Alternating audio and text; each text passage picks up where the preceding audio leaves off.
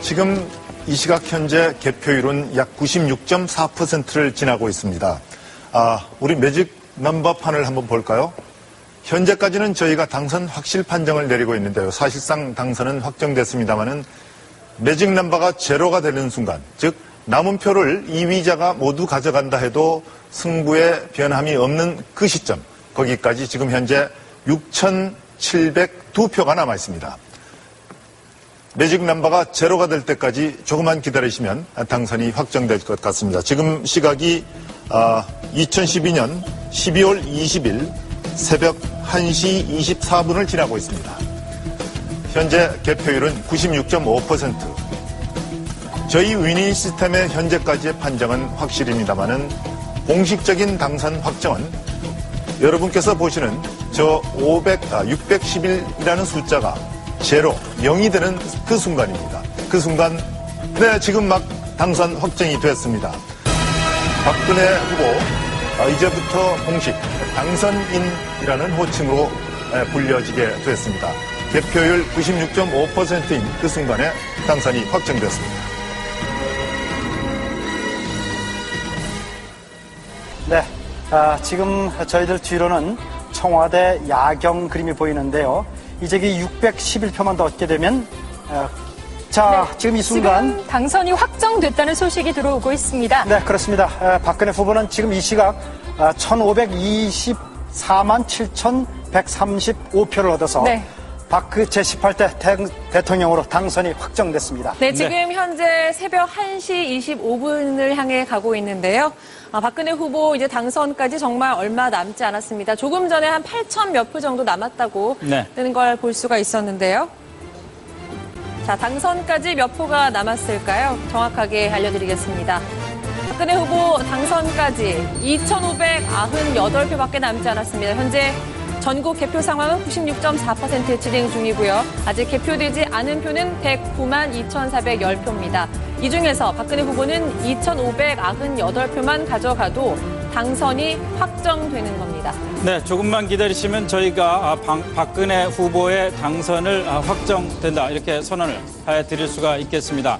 조금만 기다려 보시겠습니다. 지금 박근혜 후보 51.6%를 득표했고 문재인 후보 47.9% 득표했습니다. 네, 이제 박근혜 후보가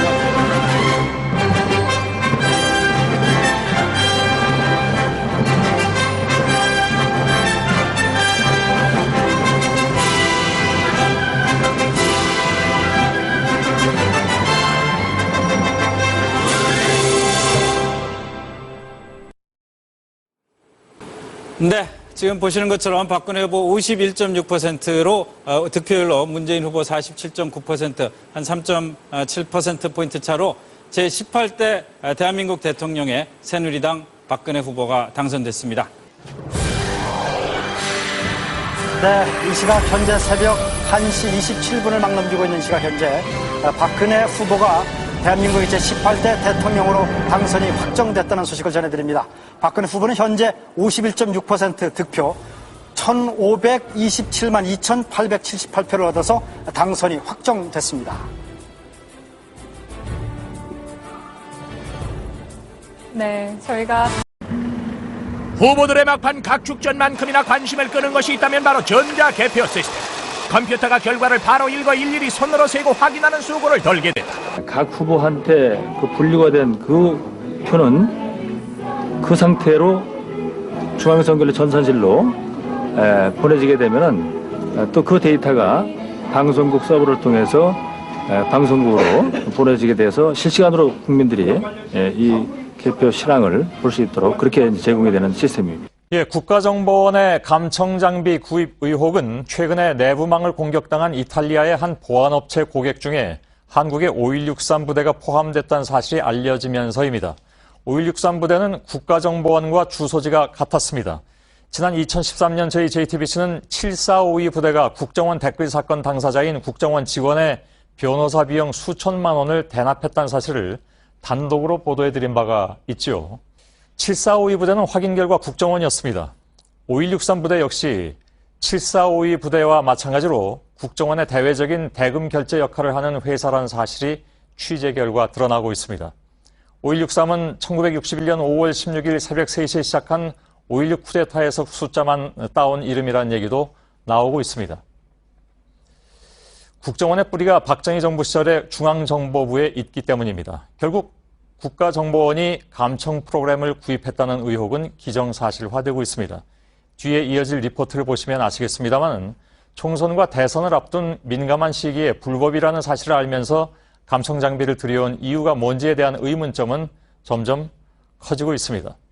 네, 지금 보신 것처럼 5.16 부대, 그러니까 국정원은 자신들의 감청 사실이 노출될까 봐, 또 민간인 사찰 의혹으로 비춰질까 봐 걱정을 많이 하는 것으로 나타났습니다. 그런데 그 시점을 보면 의문이 더욱 커지는데요. 국정원은 총선, 대선, 지방선거 등 정치적으로 미묘한 시점마다 감청 장비를 구입하거나 업그레이드를 요청했던 것으로 드러났습니다. 이선화 기자의 보도입니다. 5.16 부대가 이탈리아 보안업체로부터 감청 프로그램을 구입한 건 2012년 1월. 컴퓨터와 휴대전화를 실시간으로 도감청할 수 있는 해킹 프로그램을 구입하고 3억 원을 지급했습니다. 국정원 심리전단이 SNS 전담 조직을 확대하던 시기였습니다. 2달 뒤, 보안업체는 감청 대상을 한국 전역으로 넓히는 게 가능하다고 알립니다. 한국 측 구매자인 5.16 부대 측의 요청에 따른 것이었습니다. 이때는 4월 총선을 한 달여 앞둔 시점입니다. 대선 6개월 전인 그해 6월, 서울의 한 호텔에서 이탈리아 보안업체 관계자들을 직접 만나 시연을 통해 감청 프로그램을 확인하기도 했습니다. 지난해 3월에는 휴대폰 해킹 기능을 요청했습니다. 구체적으로 6월을 언급하며 공격을 요청하기도 했습니다. 보고서는 한국 고객이 6월에 안드로이드폰 원격 공격이 필요하다며 진전 상황을 물었다고 했습니다. 지난해 6월 4일에는 지방선거가 열렸습니다. 전국 상황 보시겠습니다. 지금 박근혜 후보가 51.6%를 득표해서 2위 문재인 후보보다 3.7%포인트 앞서고 있습니다. 전국 상황 보시겠습니다. 지금 박근혜 후보가 51.6%를 득표해서 2위 문재인 후보보다 3.7%포인트 앞서고 있습니다. 전국 상황 보시겠습니다. 지금 박근혜 후보가 51.6%를 득표해서 2위 문재인 후보보다 3.7%포인트 앞서고 있습니다. 네, 예측 분석실입니다. 이제 개표가 한 6... 자, 다시 투표로가 간다. 지역별로 지금 개표 상황 알아보겠습니다. 자, 서울 여의도가 보입니다. 서울 지역 문재인 후보가 서울에서 앞서고 있습니다. 자, 서울 같은 경우에 한번 보십시오. 저기 보면은 이미 저 밑에 쪽에는 뭐냐면 최종적으로 며칠 뒤에 선거 끝난 다음 날 서울특별시에 대한 몇 사람이 투표했는가 나오는 겁니다. 630만 7,869명이 투표했다고 하는데 저 개표가 끝나기도 전에 이미 저 수치를 넘어버려요. 넘어져 있습니다. 개표가 71%가 있을 경우 그런데도 그 상황에서 그 상황인데도 네. 그 수치가 최종적으로 서울특별시가 투표한 사람 수보다도 넘어버려요. 네, 경기입니다. 박근혜 후보가 352만 8천. 그렇게 하다 보면 전 경기도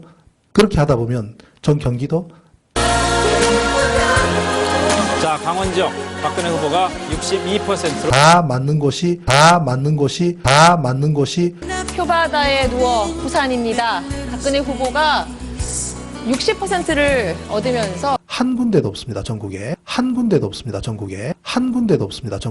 자, 선거 전 이미 개표 결과표를 만들어 두었다. 저는 뭐 진실의 길에서 보도를 한 것이 아니라 오마이뉴스에서 보도한 것을 그대로 토스한 것인데 선거 전 이미 개표 결과표를 만들어 두었다. 무슨 내용이냐면 선거 하루 전날, 선거가 12월 19일인데 하루 전날인 18일 날 개표 결과표가 만들어 있더라는 겁니다. 그 파일을 그것도 파일도 중앙선관위가 자신들의 홈페이지에 올려놓은 표예요. 그거를 다운받아서 파일을 분석했더니 최종 수정 일자가 선거하기 하루 전날이라는 얘기입니다.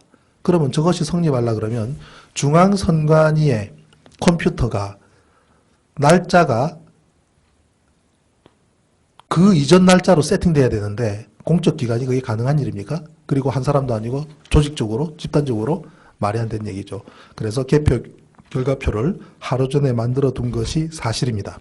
그것이 그러면 개표 결과표를 만들어 둔 거대로 방송사에 던져줬다라는 의미입니다. 끔찍한 얘기죠. 자, 그것은 보십시오. 우리가 투표를 하고 투표한 결과가 투표한 박스에 모이고 그것을 개표를 하죠.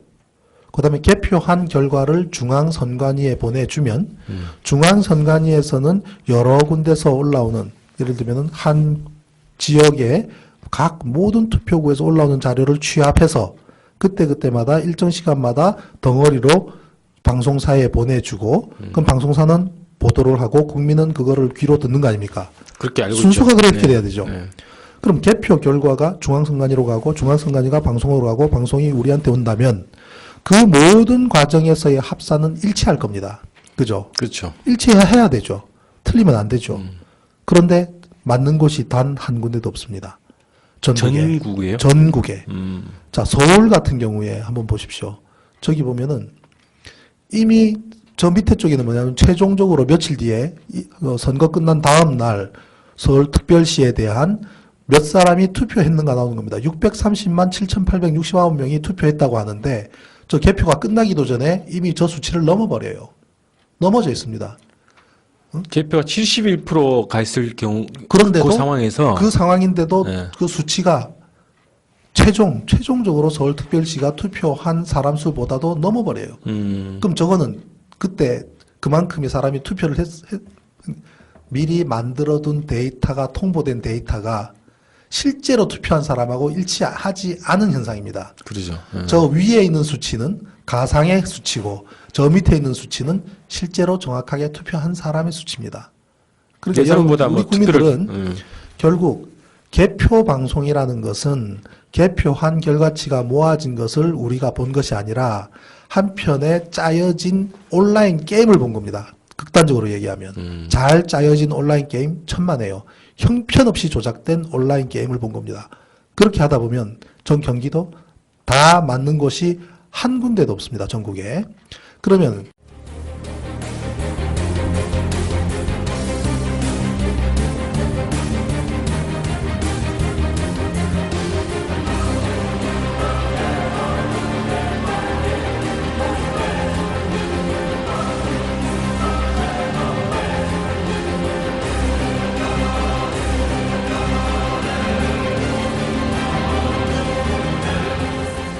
흰 연기를 내뿜던 최루탄이 소리를 내며 터집니다. 복부에 피를 흘린 남성은 정신을 잃은 채 병원으로 옮겨집니다. 케냐에서 연일 선거관리위원회 해체를 요구하는 거리 시위가 이어지며 경찰과 유혈 충돌이 벌어지고 있습니다. 내년 대선과 총선을 앞두고 선관위원들이 집권 여당 편을 들어 부정선거를 모의한다는 겁니다. 시위는 수도 나이로비를 비롯해 제2, 제3의 도시인 몬바사와 키스무 등지로 번지며 전국으로 확산되고 있습니다. 내가 얘를 지금 일하고 있어. 이 개새끼들 다 내려내라. 알고 있다고. 부정선거, 너 양심도 없어? 부정선거 모르겠어? 시집을 가릴 거니까 그래서 소송도 제기했다. 빨리 불러와. 당신이 부정선거 해놓은 거니까 할 말이 없으니까 어디에서 있다고 하는 거 같아요? 지금 아침 9시부터 진짜 차반전에 지금 들어가라. 우리가 알아서 있을 테니까 얼른거리지 마. 선거국에 해당되는 선거실장, 선거국장, 선거과장 이거 불러와. 첫째는 지역선관위의 개표 자료와 중앙선거관리위원회의 개표 자료가 일치하지 않았습니다. 경기도 남양주 선관위에는 119개의 투표소가 있습니다. 그러면 투표소가 119개이기 때문에 개표 결과도 119개로 개표 상황이 집계되어야 합니다. 그러나 남양주 선거관위에는 119개의 집계표가 있는 반면에 중앙선거관리위원회는 97개의 집계표밖에 없습니다. 이렇게 집계표가 다름에도 불구하고 공교롭게 개표 결과는 같습니다. 다음 두 번째 사례입니다. 개표 결과를 사전에 입력한 사실이 확인됐습니다. 서울시 송파구 선거관리위원회는 선거일 하루 전인 2012년 12월 18일 오후 1시 11분에 개표 결과를 서버에 입력한 사실이 확인됐습니다. 그 자료는 2012년 12월 19일 다음 날 개표한 결과와 일치합니다. 어떻게 투표 하루 전날 입력한 개표 결과가 선거 당일날 투표 결과와 일치할 수 있는 것인지 이것은 도무지 납득할 수 없는 상황입니다. 세 번째 사례입니다. 개표소에서 지역 선거관리위원장이 개표 선언을 하기도 전에 전국에 방송되는 선거방송에서는 개표 결과가 국민에게 방송됐습니다. 서울시 영등포구 대림삼동 제7투표구 개표 상황을 보면 영등포구 선거관리위원장이 개표 결과를 공표한 시각이 12월 20일 0시 16분이었습니다. 그런데 중앙선거관리위원회가 언론사에 제공한 개표 결과의 제공 시각이 12월 19일 22시 35분이었습니다. 결과적으로 개표 개시 1시간 41분 전에 개표하기도 전에 중앙선거관리위원회에서는 언론사에 개표 결과를 통보함으로써 전 국민에게 개표가 개시되지도 않았는데 개표 결과를 발표하는 이런 조작의 사례가 나타났습니다. 바로 이런 사례가 지난해 9월 18일 날 제가 주관한 국회 토론회에서 김후영 목사는 전국의 252개 선거구에서 13,542개의 투표소가 있는데 이 개표소의 60% 이상이 이와 같이 개표 선언이 되기 전에 개표 결과가 방송되는 사례를 집계해서 그 결과를 국내에 발표한 사실이 있습니다. 8명의 국민 검열위원들이 있어요. 8명이 득표소를 확인한 다음에 도장을 찍으면 그 다음에 중앙선관위 서버로 그 데이터가 올라오고 얘네들이 방송국으로 데이터를 보내서 국민들이 지금 개표가 어떻게 진행되거나 알 수 있거든요. 밑에서 8명이 도장도 찍기 전에 얘네들은 데이터를 먼저 보낸 거예요. 문서 속성을 보면 문서가 전부 개표 전에 만들어졌어요. 기본투는 2009년도에 만들어졌고 마지막 수정한 날짜 2012년 12월 18일.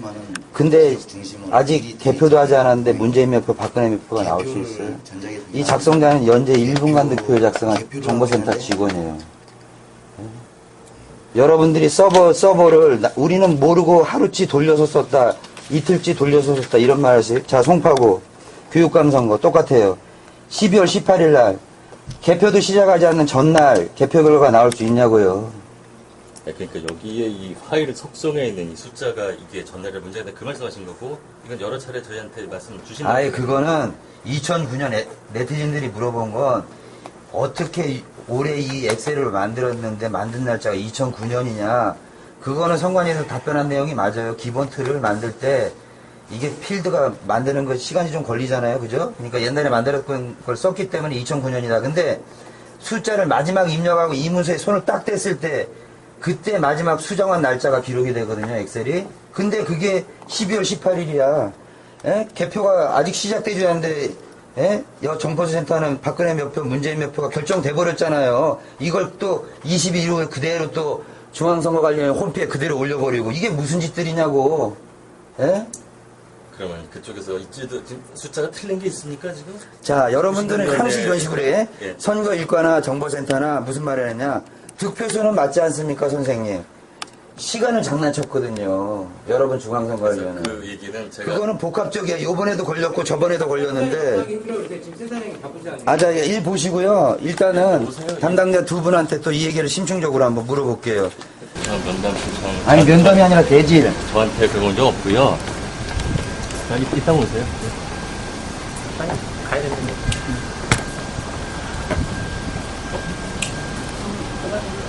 센터장님과 센터장님이 어디 지금 약속이 있다고 나가십니다.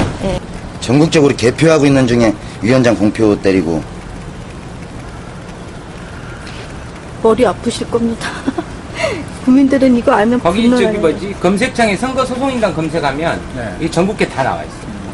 형법 87조 내란죄, 91조 국헌 문란죄로 이명박, 박근혜, 김무성, 김능환, 원세훈, 김용판 그리고 전 중앙선거관리위원장 김능환 상임위원 이종우, 사무총장 김상국, 국정원 댓글자 김하영 이 사람들을 고소를 했어요. 그러니까 다 시민들이 그렇게 문제 제기를 했는데 아니었으면 우리가 무고가 될 거 아니에요. 국가기관을 상대로 농락을 했으니까. 그것도 전국에 10,000명이 넘는 시민들이 참여했는데.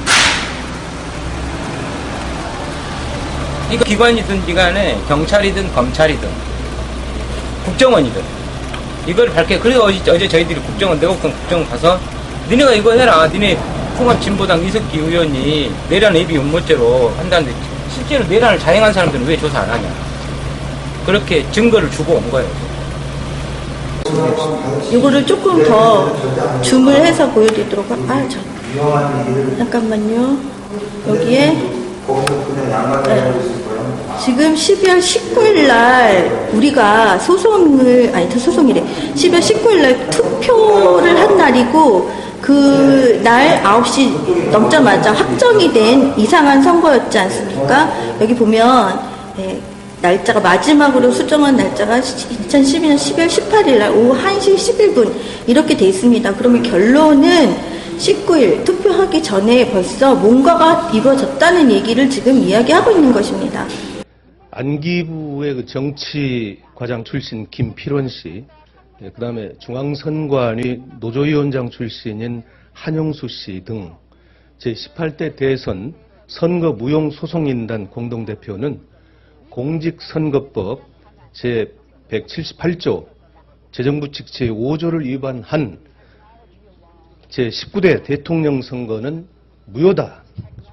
18대 대통령 선거는 무효다. 이렇게 주장을 하면서 2013년 1월 4일 대법원에 대통령 선거 무효 소송을 제기한 바가 있습니다. 그럼에도 불구하고 대법원은 6개월 내에 이 소송을 심사해서 판결해 줘야 되는데 현재 2년 4개월째가 되고 있는데도 전혀 심리조차 하지 않고 있습니다. 저는 이 부분을 지난 2014년 11월 29일 날 국회 외교를 통해서 대법원 행정처장께 강력히 요구를 했는데 그때 답이 이제는 하겠다 했는데도 아직도 손을 보지 않고 있습니다. 이 문제는 대단히 중요한 문제임에도 불구하고 전혀 국회에서 논의조차 되지 않고 있기 때문에 제가 오늘 이 자리에서 왜 18대 대선이 부정 조작 선거였는지 그 사례를 몇 가지 말씀드리고자 합니다. 어젯밤 신원을 알 수 없는 한 단체가 서울 곳곳에서 국정원의 해킹 프로그램 구입을 비판하는 것으로 보이는 그래피티 소동을 벌였습니다. 이들은 신천과 홍익대학교 그리고 강남역 일대에서 국정원을 상징하는 것으로 알려진 숫자 5163과 선글라스 등 벽그림 수십 건을 남기고 사라졌는데요.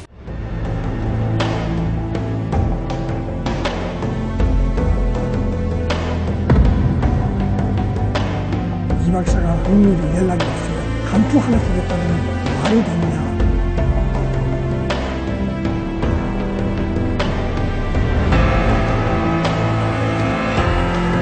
그냥 짓밟았어요. 숨을 쉴 수가 없어요. 사죄부터 하시겠습니까? 국민들께서 이 사건의 전말을 좀 하셨으면 해서 아직은 재밌지 않은 그런 말이야.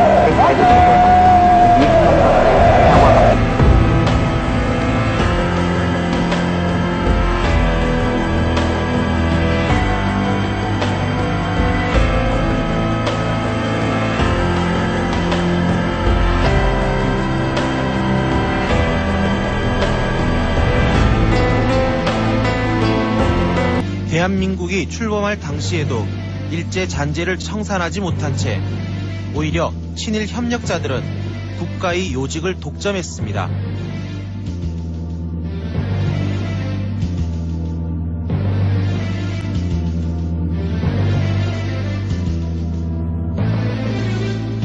국군 역시 79년까지 일본군 출신들이 군 핵심 지휘부를 장악했습니다. 과거를 청산하지 못한 역사는 그들이 또다시 전면에 나설 기회를 주고야 말았습니다. 이 박정희와 함께 쿠데타를 일으킨 사람들인데 무슨 공통점이 있습니까? 네, 5.16 핵심 가담자들의 대부분은 박정희의 만주 군관학교 선후배들이었습니다. 때문에 박정희에게 그러한 만주 군관학교의 인맥이 없었더라면 5.16 쿠데타는 성공하지 못했을 거라는 분석도 있습니다. 우리나라는 광복 이후에 친일 청산을 하지 못한 것 때문에 모든 정치, 경제, 사회, 문화 전 영역이 친일파들에 의해서 장악이 됐거든요. 박정희 쿠데타를 가져온 결과가 됐고 그것이 현재까지도 영향을 미치고 있는 거죠. 존경하는 국민 여러분, 소련의 독재자 스탈린은 이렇게 말했습니다. 투표는 인민이 하지만 개표는 권력자가 한다. 투표하는 자는 아무것도 결정하지 못하고 개표하는 자가 모든 것을 결정한다고 말했습니다. 소련의 독재자 스탈린이 말한 이 현상이 대한민국에서 지금 벌어지고 있습니다. 결론적으로 박근혜 대통령의 정통성은 없습니다. 선거 부정, 개표 조작의 증거들이 명명백백하게 밝혀지고 있기 때문입니다. 황교안 총리는 법무부 장관 시절 당시 선거 부정을 파헤쳤던 최동욱 검찰총장을 찍어냈던 장본인입니다. 오늘날 사법부와 행정부는 권력의 시녀가 되어버렸습니다. 박정희는 군사 구태타로 권력을 찬탈했고 그에 따라 박근혜는 선거 구태타로 권력을 잡았습니다. 박근혜 정권의 정체성은 과연 무엇입니까? 뼛속까지 친일에 피가 흐르는 친일파 후예들이 권력의 중심에서 역사를 왜곡하는 정권, 유신 잔당들이 광풍으로 박정희 유신 망령이를 부활시키는 정권, 수구 반통일 세력들이 민족 통일을 외면한 정권이라고 저는 규정합니다. 저는 국민의 이름으로 대법원장과 중앙선거관리위원장께 요구합니다. 대법원은 18대 대통령 선거 무효소송을 당장 속개하십시오. 대법원은 중앙선거관리위원회의 선거 사범들을 국헌 물람죄로 엄중히 처벌할 것을 요구합니다. 중앙선거관리위원회는 전자개표기를 없애고 투표소에서 수개표할 것을 요구합니다. 투표소에서 수개표하자는 법안은 이미 제가 대표 발의해서 국회에서 지금 심사 중에 있다는 것을 국민 여러분에게 말씀을 드리면서 반드시 수개표가 국회에서 처리될 수 있도록 해야 될 것을 여러 동료 의원들께 간곡히 말씀드리면서 마치겠습니다. 감사합니다.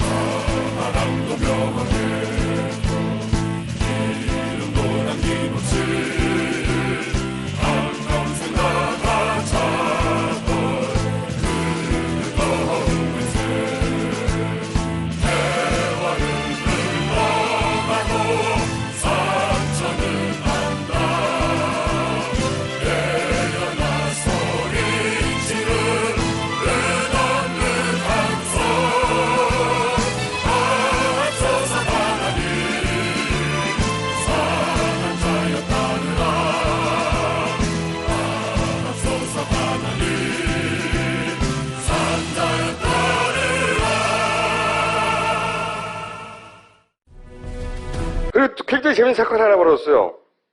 사전투표 몰표 사건이라고. 기사를 보셨죠? 어떤 동네에서 사전투표가 다 새누리당이 나온 거야. 이 사건 현장입니다. 한나라당 의원 좌석은 텅 비었습니다. 열린우리당 등 다른 4당과 무소속 의원들만 출석한 가운데 친일 행위자 재산환수법 등 80여 건의 안건이 처리됐습니다. 한나라당 의원 좌석은 텅 비었습니다. 열린우리당 등 다른 4당과 무소속 의원들만 출석한 가운데 친일 행위자 재산 환수법 등 80여 건의 안건이 처리됐습니다. 친일 재산을 국고로 환수하기 위한 범정부 기구가 오늘 출범했습니다. 네, 환수된 재산은 독립유공자를 위한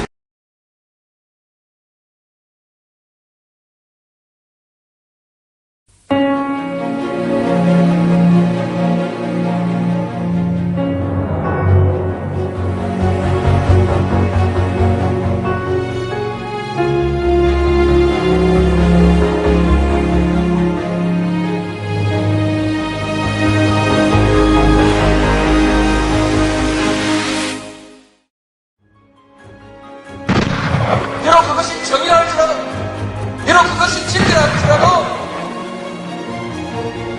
권력이 싫어하는 말을 했던 사람은, 또는 진리를 내세워서 권력에 저항했던 사람들은 전부 죽임을 당합니다.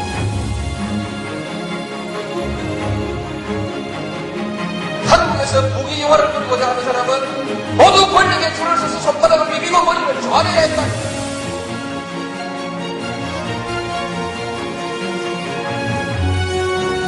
이 역사를 청산해야 합니다. 이제 비로소 우리 젊은이들이 떳떳하게 정의를 얘기할 수 있고 떳떳하게 불의에 맞설 수 있는 새로운 역사를 만들어낼 수 있다.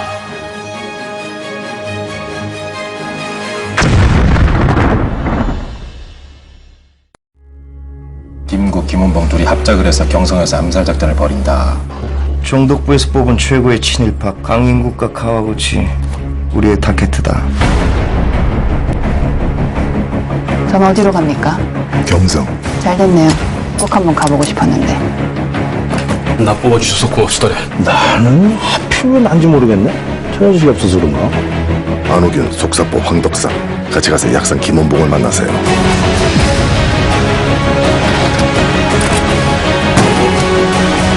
이 조선인 3명은 왜 죽어야 되는 거지? 작전은 5분 안에 끝내고 우린 살아서 돌아갈 겁니다.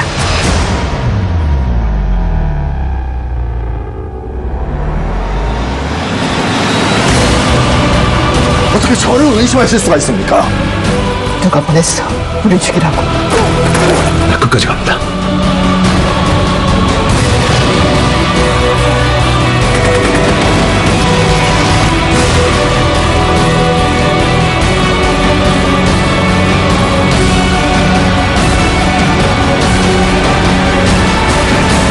알려줘야지. 우리 계속 싸우고 있다고.